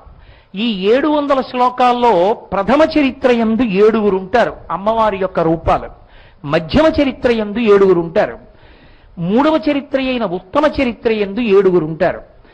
ఈ 7 కలిపి 3 ఏళ్లు 21 అవుతారు. సప్తశతి మళ్ళీ 21 సమిష్టి రూపాలుగా 7 అయిపోతారు. ఈ 7 మళ్ళీ 1లోకి వెళ్ళిపోయి దుర్గగా మారిపోతారు. ఆ దుర్గయే ఒక చోట లలితగా నిలబడిపోతారు. అందులో ప్రథమ చరిత్రలోకి వెళ్ళి చూస్తే కాళి, తార, చిన్నమస్త, భువనేశ్వరి, సుముఖి, బాల, కుబ్జ, వీళ్ళు 7 కూడా ప్రథమ చరిత్రలో ప్రతిపాదింపబడినటువంటి నాయికా స్వరూపాలు. అలాగే మీరు మధ్యమ చరిత్ర దగ్గరికి వచ్చేటప్పటికి మధ్యమ చరిత్రలో మళ్ళీ 7 నాయికలు కనపడతారు. వాళ్ళు ఒకరు సరస్వతి, ఒకరు లక్ష్మి, ఒకరు కాళి, ఒకరు లలిత, ఒకరు దుర్గా, ఒకరు గాయత్రి, వేరొకరు అరుంధతి. ఈ 7 మధ్యమ చరిత్రలో కనపడతారు. 3వదైనటువంటి ఉత్తమ చరిత్రలోకి వెళ్ళి చూస్తే సప్తమాతృకలు అంటుంటాం మనం. బ్రాహ్మి, వైష్ణవి, మాహేశ్వరి, మాహేంద్రి, కౌమారి, చాముండ, వారాహి, ఈ 7 నాయికలుగా కనపడతారు. మళ్ళీ ఈ 3 చరిత్రల్లో కనపడినటువంటి 3 ఏళ్లు 21 సమిష్టి రూపాలైపోయి మళ్ళీ 7గా మారిపోతారు. మారిపోయినప్పుడు వాళ్లే ఒకటి ఆ మొట్టమొదటి స్వరూపంలో ఉండేటటువంటి తల్లి ఆ శ్రీశైలంలో ఉండేటటువంటి భ్రమరాంబ, అలాగే శతాక్షి, అలాగే కనకదుర్గ, నాలుగవది లలితాంబిక, ఐదవది నంద, ఆరవది భీమ, ఏడవది రక్తదంతిక. ఈ ఏడుగురుగా సమిష్టి రూపాలుగా మారిపోతారు. మళ్ళీ ఈ ఏడుగురు ఒకటిలోకి వెళ్ళిపోతారు. వెళ్ళిపోతే అది దుర్గ. ఆ దుర్గ లలిత. ఆ లలిత ఆయుధాలు ఎలా పట్టుకుంటుందో అలాగే పట్టుకుని కామాక్షి. ఇప్పుడు చెప్పండి, కామాక్షి సరస్వతి, సరస్వతి కామాక్షి, దుర్గ సరస్వతి, సరస్వతి దుర్గ, దుర్గ లక్ష్మి. అందుకే మీరు ఏ రూపానికి నామాలు చూడండి, లక్ష్మీ అష్టోత్తరం చదవండి, సరస్వతి అష్టోత్తరం చదవండి, పార్వతీ అష్టోత్తరం చదవండి, మీకు నామం కనపడుతుంది. బ్రహ్మ విష్ణు శివాత్మికాయై నమః అని కనపడుతుంది. కారణం ఏమిటంటే చిట్ట చివరికి వచ్చేటప్పటికి ఒక రూపంగా ఉండి వాళ్ళు ఎన్నైనా ఇచ్చేస్తూ ఉంటారు. ఆ ఇచ్చేసేటటువంటి ప్రక్రియ ఎలా ఉంటుంది అన్నదాన్ని దుర్గా సప్తశతి అద్భుతమైనటువంటి రీతిలో తీసుకొచ్చి ఆవిష్కరిస్తుంది. 7 7 7 21, మళ్ళీ 7 మళ్ళీ 7 వెళ్ళి మళ్ళీ ప్రధాన రూపంలోకి పర్యవసించారు. కాబట్టి ఇలా చూసినప్పుడు సరస్వతీదేవిగా ఆవిడ యొక్క అనుగ్రహం 2 కోణాల్లో ఉంటుంది. ఒకటి విమలపటి, కమలకుటి, పుస్తక రుద్రాక్షస్త హస్తపుటి, కామాక్షి, పక్ష్మలాక్షి, కలిత విపంచి, విభాసి వైరించి. ఆ తల్లి విమలపటి ఎవరు? కామాక్షి. అదేంటంటే కామాక్షి సరస్వతి ఏమిటంటే అనకూడదు మీరు, ఎందుకంటే నేను ఇన్ని నిరూపణలు మీకు చూపించా. విమలపటి, విమలపటి అంటే విమలము అంటే తెల్లని పట్టి అంటే వస్త్రం, తెల్లటి బట్ట కట్టుకుంటుంది ఆవిడ. ఎందుకు తెల్లటి బట్ట కట్టుకోవడం? నా ఉపన్యాసమే తెలుపుతో ప్రారంభం ఇవ్వాల. తెలుపు అంటే స్వచ్ఛత, పవిత్రానికి గుర్తు. అవతల వారిలో జ్ఞానమిచ్చేటటువంటి లక్షణానికి గుర్తు. సరస్వతీదేవి జ్ఞానమిచ్చి అజ్ఞానమనే చీకటి నలుపుని పోగొట్టేస్తుంది కాబట్టి తెల్లటి బట్టే కట్టుకోవాలి. శివుడు తెలుపు, సరస్వతి తెలుపు, ఇద్దరు జ్ఞానప్రదాతలు, అందుకే తెల్లగా ఉండాలి. విమలపటి, కమలకుటి, ఆవిడ తామర పువ్వులో కూర్చుంటుంది. ఏమిటండి కూర్చోడానికి ఒక పీఠ లేదా, దర్భాసనం లేదా అంటే తామర పువ్వులో కూర్చోవడం ఏంటి? అది నలిగిపోదా? తామర పువ్వులో కూర్చోవడం ఏమిటి అనుకోవచ్చు, కానీ తామర పువ్వుతో మన దేవతలందరికీ సంబంధం ఉంటుంది. మీరు చూడండి, లక్ష్మీదేవి పద్మంలో కూర్చుంటుంది. పద్మాలతో పూజ చేస్తాం. అసలు ముఖారవిందం, నయనారవిందం, హస్తారవిందం, పాదారవిందం, భగవంతుడి యొక్క అవయవాలన్నీ అరవిందం పద్మంతో చెప్తాం. సరస్వతీదేవి పద్మంలో కూర్చుంటుంది. శ్రీ మహావిష్ణువు అరినలిన గదా శంఖపాణిర్ముకుంద, చేత్తో పద్మం పట్టుకుంటారు. అసలు గజేంద్ర మోక్షంలో చిట్ట చివర గజేంద్రుడు లేచి వచ్చి పద్మమే స్వామివారి పాదాల మీద పెట్టాడు. ఏమిటి ఆ పద్మంలో సరస్వతీదేవి కూర్చోవడం అన్న మాటకు అర్థం అంటే, బాహ్యంలో ఆవిడ పద్మంలో కూర్చున్నట్లు కనపడుతుంది, కానీ పద్మంలో సరస్వతి అన్న మాటకు అర్థం ఏమిటంటే వికసనము అని గుర్తు. వికసనము అంటే విచ్చుకోవడం. తామర పువ్వు మొగ్గగా ఉన్నప్పుడు మీకు అసలు ఎన్ని రేకులు ఉన్నాయో తెలియదు, ఇలా ముడుచుకుని ఉంటుంది. బురదలో పుట్టి సూర్యుడి వంక చూస్తుంది. సూర్యకిరణం ఇలా పడగానే విచ్చుకోవడం మొదలెడుతుంది. ఇలా విచ్చుకుని విచ్చుకుని విచ్చుకుని ఎక్కడ వరకు పెడుతుందంటే ఈ రేఖలు విరిగిపోతాయేమో అన్నంత కిందకెడతాయి. దుద్దు బాగా పైకి కనపడుతుంది. ఆ రేకుల యొక్క ప్రారంభ స్థానమునందు నీటి చుక్కలు కనపడతాయి. నీటి చుక్కలతో క్షమాయింపు ఉంటుంది. ఉండి దుద్దు కనపడి దుద్దు చుట్టూ రేకులుంటాయి. ఏదో ఒకవైపు విచ్చుకుని ఒకవైపు విచ్చుకోకుండా ఒకేలా విచ్చుకునేటటువంటి తత్వానికి, విచ్చుకోవడంలో సుగంధాన్ని ఇవ్వడానికి పద్మం ప్రతీక. బురదలో ఉండి సూర్యకిరణానికి విచ్చుకుంటుంది. బురదలో ఉన్న పద్మంలో తేనె ఉంటుంది. చమత్కారం ఏమిటంటే, ఆ బురదలో తామర మొగ్గ పుడుతుంది, ఆ బురదలోనే కప్పపిల్ల పుడుతుంది, చేపపిల్ల పుడుతుంది, పీతపిల్ల పుడుతుంది. ఈ పద్మం విచ్చుకుంటుంది. దాని కడుపు నిండా తేనుంది. అందులో తేనుందని కప్పకి, చాపకి, పీతకి తెలియదు. పక్కన అడవిలో ఉన్న తుమ్మెదకి తెలుసు. అది వచ్చి ఈ తేనె తాగుతుంది. అది తాగుతున్నవి ఇవి చూస్తూ ఉంటాయి. తెలియదు, వీటికి తాగడం రాదు. పద్మము అన్న మాటకు అర్థం ఏమిటంటే వికసనము. వికసనము అంటే విచ్చుకోవడం. విచ్చుకోవడం అనేటటువంటిది ఒక క్రమంలో ఉండాలి. ఒక క్రమంలో ఉండాలి తప్ప క్రమం లేకుండా ఉండకూడదు. అదే సృష్టి వికసనము అంటారు. అమ్మవారు ఈ సృష్టి చేసినప్పుడు అయోమయం లేకుండా చేస్తుంది. ఎన్ని ప్రాణులు 2 అంచెల్లో తినాలి ఆవిడ నిర్ణయం చేసింది. ద్వైపం అంటారు. 2 అంచెలలో తినే ప్రాణులు 3 ఉంటాయి లోకంలో. ఏనుగు 2 అంచెల్లో తింటుంది, తొండంతో పట్టుకుని అప్పుడు పెట్టుకుంటుంది నోట్లో. కోతి చేత్తో పట్టుకుని నోట్లో పెట్టుకుంటుంది, మనిషి చేత్తో పట్టుకుని నోట్లో పెట్టుకుంటాడు. 2 అంచెల్లో తింది అంటే ఉత్తమ ప్రాణి అని గుర్తు. ద్వైపం, మిగిలినవి కలియబడి తింటాయి ఒక్క అంచెలో, అంటే హీన ప్రాణి అని గుర్తు. కాబట్టి ఏమిట్రా కలియబడి తినడం, కుక్కలా అంటారు. అందుకే మనిషిలా తినాలి. ద్వైపం, 2 అంచెలలో తన చేత్తో తినాలి. తినేటప్పుడు భయంకరంగా సూదుల్లాంటివి పట్టుకుని పొడిచి పీకి తినడం ఈ దేశ సంప్రదాయం కాదు. బహుమర్యాదతో అతి మృదువుగా అన్నపు ముద్ద పట్టుకు తింటారు. నాకు ఇప్పటికీ మా గురువు గారు చేసేటటువంటి భోజనం చూస్తే ఆశ్చర్యం, నా జన్మాంతరంలో నేను ఆయనలా ముద్ద కట్టుకు అన్నం తినడం వస్తుందా అనిపిస్తుంది నాకు. మల్లె పువ్వులు ఏరితే ఎలా ఉంటుందో అంత మృదువుగా ఎత్తుతారు ఆయన అన్నాన్ని, అంత అందంగా ముద్ద చేసి తింటారు. ఆఖరికి మహానుభావుడు ఎంత అందంగా తింటారంటే ఆ కంచంలో కింద ఎత్తి పొయ్యడానికి కానీ, ఆ కంచాన్ని కడిగేటప్పుడు ఇలా తీసి పక్కన పడేయడానికి కానీ ఏమీ ఉండవు. ఆఖరికి మిరపకాయలు కూడా ఉండవు. ఆయన దాన్ని కూడా దేంట్లోనో అద్దుకు తింటారు. అది వేసింది తినడానికే కదా అంటారు. ఇంకా చమత్కారం ఏమిటంటే ఆయన కొంతకాలం ఓ మాట చెప్పారు నాతో, లవంగాలతో కుట్టిన తామలపాకుల విస్తరితో తిని నైవేద్యం పెట్టాను కదా, అందుకని మడత పెట్టి తాంబూలంగా అదే వేసుకెళ్ళిపోయేవాడిని అనేవారు. అంత సౌకుమార్యం. వికసనము అంటే సృష్టి యందు అయోమయం లేని స్థితి.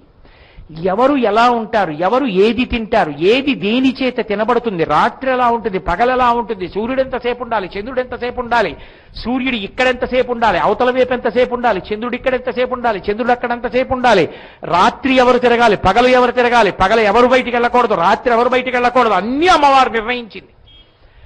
ఒంట్లో విషం ఉన్నవన్నీ పగలపూట నిద్రపోవాలి, రాత్రిపూట బయటికి రావాలి. పాములు, తేళ్లు, జెర్రిలు ఇవన్నీ పగటిపూట పడుకుంటాయి, రాత్రి బయటకు వస్తాయి. బుద్ధున్న మనుష్యుడైతే పగటిపూట తిరగాలి, రాత్రిపూట పడుకోవాలి. రాత్రిపూట తిరుగుతారంటే అవి తిరిగే సమయం, మనం తిరగకూడదు, అప్పుడు కరిచిందని ఏడవకూడదు. మరి నువ్వు ఇప్పుడు ఉపన్యాసం చెప్పావంటే నిస్సందేహంగా చెప్పాలంటే నేను క్షమింపబడవలసిన విషయం. కాబట్టి ఎప్పుడు ఎవరు ఎలా ఉండాలి అన్నది అమ్మవారు వికసనమునందు నిర్ణయం చేసింది. మనసు యొక్క వికసనం కూడా అలాగే ఉండాలి. చిన్నతనం నుంచి కూడా చక్కగా మంచి మాటలు వింటూ, మంచి విషయాలు చూస్తూ, మంచి విషయాలు చేస్తూ బాగా మనసులో మంచి ఉంచుకోవాలి. అంతేకాని అసలు వికసనం రావాలని కోరికుండి సూర్యకిరణం పడకుండా దాని మీద బ్యాటరీ లైట్ వేస్తే విచ్చుకుంటుందా పద్మం? ఎలక్ట్రిక్ లైట్ వేస్తే విచ్చుకుంటుందా? విచ్చుకోదు. పిల్లాడు బాగుండాలి, వాడు చూడకూడనివన్నీ వాడికి చూడడానికి అవకాశం ఉంది. వీధిలో కెడితే వాల్ పోస్టర్ అలా ఉంటుంది, సినిమా కెడితే సినిమా అలా ఉంటుంది, పేపర్ తీస్తే తిట్టుకోవడాలు ఉంటాయి, పుస్తకాలు తీస్తే పనికిమాలిన సాహిత్యం ఉంటుంది, ఇంట్లో మాట్లాడుకునేవి చూస్తే ఎదురుగుండానేమో గౌరవంగా మాట్లాడడం, ఆయన వెళ్ళిపోగానే తక్కువ చేసి మాట్లాడడం, దిక్కుమాలిన సంస్కారం ఉన్న పెద్దలు. ఒక్కళ్ళకి పెద్దరికం నిలబెట్టుకోవడం చేతకాని పెద్దలు ఇళ్లలో ఉంటే ఎక్కడి నుంచి వస్తుంది వికసనం? వాళ్ళకి రమ్మంటే పిల్లల ముందు ఎలా ప్రవర్తించాలో కూడా తెలియని పెద్దలు. పిల్లలు తిరుగుతారా రోడ్డు మీద, మనం ఇలాంటివి పెట్టకూడదని తెలియనటువంటి వాల్ పోస్టర్లు, ఇవి చూపించకూడదని తెలియని సినిమాలు, ఇలా ప్రసారం చెయ్యకూడదని నియమం లేని టీవీలు, ఇలా ఉండకూడదని చెప్పలేని ప్రభుత్వాలు. అలా ఉన్నప్పుడు వ్యవస్థలో వికసనం సరిగ్గా లేకపోతే అవ్యవస్థ ఎందుకు రాకుండా ఉంటుంది? సరస్వతీ కటాక్షము అంటే వ్యవస్థ ఏర్పడడము అన్న మాటకు అర్థం ఎక్కడుంటుంది అంటే వికసనము క్రమక్రమంగా ఉండాలి. ఏ వయసుకి ఏది ఎలా అందించాలి. అందుకే చిన్నపిల్లల్ని కూర్చోపెట్టి నీతి కథలు అని చెప్పేవారు. అంతేగాని A for apple B for boy నేనేం వ్యతిరేకించట్లేదు, కానీ అసలు వికసనానికి కావలసినది అందించేవారు. తాతగారి తొడ, తాతగారి మంచం పిల్లవాడి సంస్కారానికి ప్రాథమిక పాఠశాల కాదు, విశ్వవిద్యాలయం. ఒకప్పుడు తాతగారు మనవణ్ణి పక్కన పడుకోబెట్టుకుని, ఒరే నాన్న, వెనకటికి ఒక కాకి ఉండేదిరా, కాకి మాంసం ముక్క తెచ్చిందిరా, చెట్టు మీద కూర్చుందిరా, ఇంకా పెట్టుకు తిందాం అనుకుంటోందిరా, జిత్తులు మారినక్క కిందకొచ్చి చెట్టు కొమ్మ కింద కూర్చుని కాకి నోట్లో ఉన్నటువంటి మాంసం ముక్క కింద పడిపోయేటట్టు చేద్దామని దాని వంక చూసి, కాకి బావా నువ్వు ఎంత బాగా పాట పాడతావో అంది. ఆ పిచ్చి కాకి నమ్మిందిరా, అదేమో కా అంది, మాంసం ముక్క కింద పడింది, నక్కెత్తుకుపోయిందిరా అంటే మనవడు పకపకపకా నవ్వి, నాన్న నీ జీవితంలో కూడా నీ దగ్గరున్న వెత్తుకుపోవడానికి నిన్ను పొగిడేవాళ్ళు ఉంటారు, పొగిడిన వాళ్ళందరూ నీ ఎందు ప్రేమన్న వాళ్ళు కారు, ఎందుకు పొగుడుతున్నారో జాగ్రత్తగా తెలుసుకోసమా, లేకపోతే కాకిలా అయిపోతావు అని తాతగారు చెప్పిన కథ 70 ఏళ్ళు వచ్చినా పొగిడినవాడు ఎందుకు పొగుడుతున్నాడో తెలుసుకోగలిగిన సంస్కారం మనవడికి ఇచ్చేది. ఏమో ఎవరు పొగిడితే నేను ఎలా ఉండాలో మా తాతగారు చిన్నప్పుడు పడుకోబెట్టి చెప్పారనేవాడు. వాడు సంస్కారాన్ని అందించిన విశ్వవిద్యాలయం అయింది, వికసనం విచ్చుకుంది మనసు, వాడు ఉత్తమ పౌరుడయ్యాడు. ఈ వికసనము సరస్వతి కటాక్షంగా వస్తుంది, అంతేకాని పుట్టినరోజునే పిహెచ్డీలు అలా ఉండవు, సాధన చేత వస్తుంది. అందుకే ధారణ చేత సరస్వతి, మీకు ఇది మిగిలిన చోట్ల ఉండదు. మనకు అందుకే వాంగ్మయం వర్ణనలు ఏ ఉంటాయో అవన్నీ కూడా గజ్జెలోకి వెళ్ళిపోతాయి. ఏదో ఒక అరణ్యాన్ని వర్ణిస్తున్నారు అనుకోండి, గా అని పెట్టి వర్ణిస్తారు, అంటే నువ్వు అవన్నీ బట్టి పట్టక్కర్లేదు. తొందరగా మీకు జ్ఞాపకం ఉండిపోవాలి అంటే, అది జ్ఞాపకం ఉంటే మీ జీవితం వృద్ధిలోకి వస్తుంది అనుకుంటే ఛందోబద్ధం చేస్తారు. ఉత్పలమాల, చంపకమాల, శార్దూలం, మత్తేభం, సీసం, కందం, ఆ వృత్తంలో రాస్తే పద్యాన్ని మీరు చదివితే చాలు వస్తుంది. ధారణ చేయడానికి వీలుగా ఉంటుంది పద్యం. అలా ధారణ చేస్తే ఏమవుతుందంటే పుస్తకంలో ఉన్నది మీకు ఎలా పనికొస్తుంది. రాముడు ఏం చేశాడా ఇప్పుడు అంటే, రామాయణంలో శ్లోకం మీకు మనసులో ఉంటే, ధారణలో ఉంటే, జ్ఞాపకం వస్తే అలా మీరు నడుస్తారు. ఏది జ్ఞాపకం ఉంచుకోవాలో అది జ్ఞాపకం ఉంచుకునేటట్టుగా రచన చేసి ఇచ్చారు ఋషులు. ఇప్పుడు దాన్ని ధారణ చేయించేవారు. చిన్నతనం నుంచే అమరకోశం చెప్పడం, మంచి పద్యాలు చెప్పడం, భాగవతం చెప్పడం, రామాయణం చెప్పడం, మంచి నీతి నేర్పడం. ఇవి లేకుండా వాడు ఇంజనీర్ అయితే, ఇవి లేకుండా వాడు డాక్టర్ అయితే వాడు సమాజ హితమునకు ప్రవర్తిస్తాడని మీరు ఎలా చెప్పగలరు? చెప్పడం కుదరదు. అందుకని వికసనం అనేటటువంటిది ఇవ్వగలిగినది ఏది అంటే సరస్వతీ కటాక్షమే. అందుకని ఆవిడ విమలపటి కమలకుటి అందుకు కూర్చుంటుంది పద్మంలో, అంతేగాని పేటేసేవాళ్ళు లేక తామరపూలో కూర్చుందని చెప్పకూడదు. విమలపటి కమలకుటి పుస్తక రుద్రాక్షస్త హస్తపుటి. అక్కడ చూడండి సరస్వతీదేవిని, ఎడం చేత్తో పుస్తకాలు పట్టుకుంటుంది, కుడి చేత్తో రుద్రాక్షస్త హస్తపుటి రుద్రాక్షమాల పట్టుకుంటుంది. రుద్రాక్షమాల లేకపోతే స్ఫటికమాల మీకు కనపడుతోంది అనుకుంటాను, ఈ కుడి చేతిలో పట్టుకుంది. లేకపోతే అయిపోయాక ఒకసారి దగ్గరగా చూడండి, లేకపోతే గోపాలకృష్ణ ఎలా పట్టుకొస్తారు చూడండి. రుద్రాక్ష ఆ చేతిలో స్ఫటికమాల పట్టుకుంటుంది. ఎడం చేతి వైపు పట్టుకున్నది ఏదుందో అది కుడి చేతి వైపు పట్టుకున్నంత గొప్పది కాదని గుర్తు. పుస్తకాలు చదవడం మంచిదే, కేవలం పుస్తకాలే చదువుకుంటుంటే నువ్వు తరించవు. ఏది చదువుకున్నావో దాన్ని ధ్యానం చెయ్యాలి, దాన్ని బాగా జపం చెయ్యాలి, దాన్ని మనసులో నిలబెట్టుకోవాలి. అందుకే కుడి చేతి వైపుకి జపమాల ఉంటుంది, అక్షమాల ఉంటుంది. నువ్వు చదివినది బాగా నువ్వు ధ్యానం చేసి మనసులో నిలబెట్టుకుంటే, మననం చేస్తే అది నీ ఉన్నతికి కారణమవుతుందని చెప్పడానికి సరస్వతీ కటాక్షంలో చదవడం కన్నా చదువుకున్న దాంట్లో ఎంత జ్ఞాపకం పెట్టుకుని అనుష్ఠిస్తున్నావన్నది గొప్ప. అందుకని ఎడం పక్క పుస్తకాలుంటే కుడి పక్కన అక్షమాలుంటుంది. పుస్తక రుద్రాక్షస్త హస్తపుటి కామాక్షి పక్ష్మలాక్షి. రెప్పలు కలిగినటువంటి తల్లి. రెప్పలుంటే కళ్ళు మూస్తాం, కానీ అదే సరస్వతీదేవి కామాక్షిగా ఉంటే ఇలా ఉండి, మీరు ఎప్పుడైనా కామాక్షి దర్శనంలో అలా అనుభవించారో లేదో నాకు తెలియదు. మిగిలిన దేవతామూర్తులు ఇలా చూస్తారు, కానీ మీరు ఎప్పుడైనా కంచి వెళ్ళినప్పుడు చూడండి, కామాక్షి గుడ్లు ఇలా ఉండవు, ఇలా ఉంటాయి. ఇలా చూస్తుంటుంది, ఒక్కొక్కసారి ఇలా చూస్తుంది, ఒక్కోసారి ఇలా చూస్తుంది.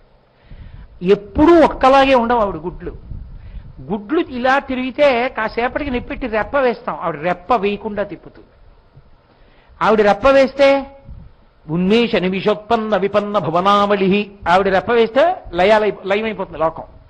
రెప్ప వేయకుండా గుడ్లు తిప్పి చూసుకుంటూ ఉంటుంది. ఏమిటో తెలుసా దాని అర్థం?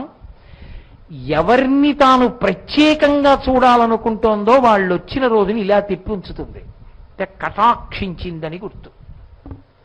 ఆవిడ అనుగ్రహించింది. కటాక్షం అంటే ఒకటేనండి, నాకు ప్రత్యేకమైన ప్రేమ ఏదైనా ఉంటే దాన్ని ఇలా చూసుకుంటూ ఉంటాను. ఏదో ఇక్కడికి తీసుకొచ్చి నా మెళ్ళ రుద్రాక్షమాల పెట్టి మర్చిపోయి ఉపన్యాసం మొదలెట్టేశాను అనుకోండి, పావుగంటకోసారి గుర్తొచ్చేది, మర్చిపోయి వెళ్ళిపోను కదా అక్కడే ఉందా అన్నప్పుడల్లా ఏం చేస్తుంటాను, ఇలా ఉపన్యాసం చెప్తూ ఇలా చూసుకుంటూ ఉంటాను. అంటే ఇక్కడ మీ అందరి వైపు చూసేది పెద్ద చూపైనా అక్కడి వరకు నేను ఇలా చూసిన ఈ పొట్టి చూపులో ప్రేమ ఎక్కువ ఉంది కదు దీని మీద, అందుకు కదు పొట్టి చూపుతో చూసి దీన్ని ఎక్కువ చూసుకుంటున్నాను. కటాక్షం అంటే కడగంటి చూపు, కామాక్షి అంటే కకార మకారముల చేత సరస్వతీ కటాక్ష లక్ష్మీ కటాక్షములను ఇటు ఇటు తిప్పి ఎవరికి ఏది ఇవ్వాలో అది ఇచ్చేస్తుంటుంది. అలా తిప్పగలిగిన తల్లి రెప్పలు వేయకుండా తిప్పుతుంది. కామాక్షి పక్ష్మలాక్షి కలిత విపంచి వీణ పట్టుకుంటుంది. అందుకే కామాక్షి చేతిలో వీణ పెడతారు ఏకాంత శయనంలో. పౌర్ణమికి ముందు రోజు వీణ పెట్టి పౌర్ణమి నాడు తెర తీసినప్పుడు వీణతో దర్శనమిస్తుంది. కలిత విపంచి విభాసి వైరించి, ఆ సరస్వతి అనుగ్రహించిన నాడు చదువుకోవడము ఉంటుంది. చదువులలో ఏది ప్రధానమైందో అది జ్ఞాపకం పెట్టుకుని వికసనమొచ్చి శీల వైభవంగా ప్రకాశించి దాని యందు మనసు నిలబెట్టి సంస్కారవంతుడై తాను పుట్టిన వంశాన్ని తరింపచేసి 10 మందికి పేరు ప్రఖ్యాతులు తెచ్చి సమాజానికి పనికొచ్చేవాడై ఆయన ఉండాలండి మా ఊళ్ళో అనిపించుకునే వ్యక్తి అవుతాడు. లేకపోతే వాడి చదువు వాడికే పనికొస్తుంది తప్ప వాడి చదువు ఇంకోళ్ళకి పనికిరాదు. మీద పడ్డానా, జిల్లేడు చెట్టు మీద పడ్డానా, బండరాయి మీద పడ్డానా, సముద్రంలో పడ్డానా, ఇంటి మీద పడ్డానా, పెరట్లో పడ్డానా, పొలంలో పడ్డానా, అనవసరం పడిపోతుంది. కురిసేయడం మేఘం యొక్క లక్షణం అన్నట్లుగా 10 మందికి పనికొచ్చేటట్టుగా తన చదువుకున్న చదువుతో బ్రతికేయడం అలవాటైపోవడమే సరస్వతి కటాక్షం. ఇప్పుడు తాను తరించి 10 మందిని తరింపచేస్తాడు, తాను పుట్టిన వంశాన్ని తరింపచేస్తాడు, కీర్తివంతుడవుతాడు. అందుకే భర్తృహరి చెప్తూ ఒక మాట అంటాడు, విద్యయందు వాంఛాపరివృద్ధియును ప్రకృతి సిద్ధగుణంబులు సజ్జనాళికిన్. విద్యయందు వాంఛాపరివృద్ధియున్ అంటే అంటే తెలుసుకుంటూ ఉండడం, తెలుసుకున్న దాంట్లో మంచిని బాగా నిలబెట్టుకుంటూ ఉండడం అనేటటువంటిది సత్పురుషునకు సహజమైన లక్షణమై ఉంటుంది అంటాడు. సరస్వతి ఒక స్థాయిలో అనుగ్రహించినప్పుడు ఇలా అనుగ్రహిస్తుంది, ఇంతకన్నా పై స్థాయిలోకి వెడుతుంటుంది. అందుకు శారదా పూజలు ఈ సమయంలో ఆవిడ అద్భుతంగా అనుగ్రహించేస్తుంది ఈ స్థితిని. అందుకు సరస్వతీ పూజ చేస్తారు. శారదా నవరాత్రులు అనడానికి కారణం, సరస్వతీ పూజతో పూర్తవడానికి కారణం అదే.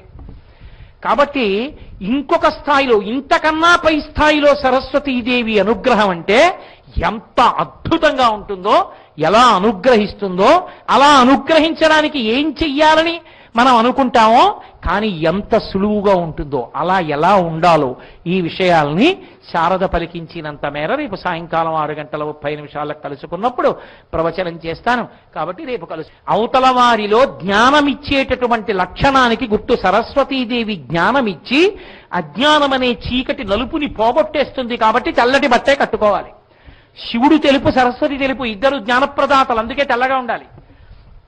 విమల పటి కమల కుటి ఆవిడ తామర పువ్వులో కూర్చుంటుంది. ఏమిటండి కూర్చోడానికి ఒక పీఠ లేదా, దర్భాసనం లేదా అంటే తామర పువ్వులో కూర్చోవడం ఏంటి, అది నలిగిపోదా? తామర పువ్వులో కూర్చోవడం ఏమిటి అనుకోవచ్చు, కానీ తామర పువ్వుతో మన దేవతలందరికీ సంబంధం ఉంటుంది. మీరు చూడండి, లక్ష్మీదేవి పద్మంలో కూర్చుంటుంది.